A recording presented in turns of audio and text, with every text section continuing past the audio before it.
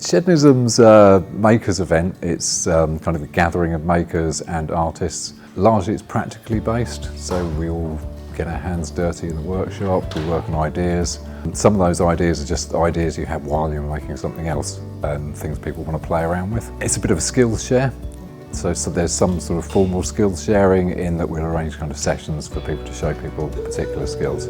The original idea with Shedonism was that there's a lot of makers in outdoor arts and actually spent very little time together. There were no events at all for makers to attend where makers could talk to each other. What are you making? I think I might be making a pinball machine, and Martin gave me some electric-y bits, so I've not really played with electrics a lot, and that's for the flipper. These are little precision engineering tables. So once I put something on here, you can kind of rotate these little handles and it will kind of move the piece of wire up or down like little very fractions of a millimetre. I think once you've been, you will want to come back every year. Yeah. It just gets a little bit bigger, doesn't it, each year? Yeah. I've got a violin with the ambition to make a non-violin sound. I might try and turn that into a sort of character puppet. Everyone is very kind and patient. Everyone's welcoming.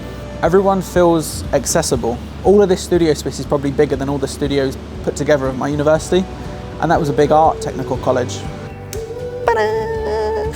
The idea of being able to come to a place without a brief, so you've not got a commission, there's no client expecting an outcome, it's just a chance to come and play. And one of the reasons I applied is I'd noticed that several artists seem to come back again and again, so I thought that was a pretty good sign that people must get a lot out of it if they want to come back. And I'm on day one and I already want to come back. There's a lot of different areas. There are people who are making small stuff, large stuff, politically minded projects, and people who have been around for a long time. People who are very knowledgeable are more than happy to share.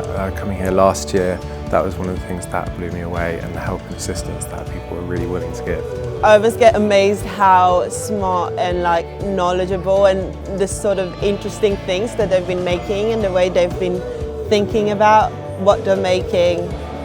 I see people make things that I wouldn't have never thought about. I would like to have my own Mike and Martin with me at all times to answer any questions and help me make anything. They're just both really great makers. I was a bit intimidated, to be honest, before I came. Thought I was coming into a group of people who I didn't know, but actually people are so supportive and welcoming, and if you don't know things, they will show you. It feels like you meet people who are just very similar to you. I'm getting upskilled, I'm learning stuff, I'm meeting new people. It's absolutely fantastic. It's so much more than just making. It really does feel like a family. You can see so many people have already come here multiple times. I already feel just 100% more confident in picking up a tool.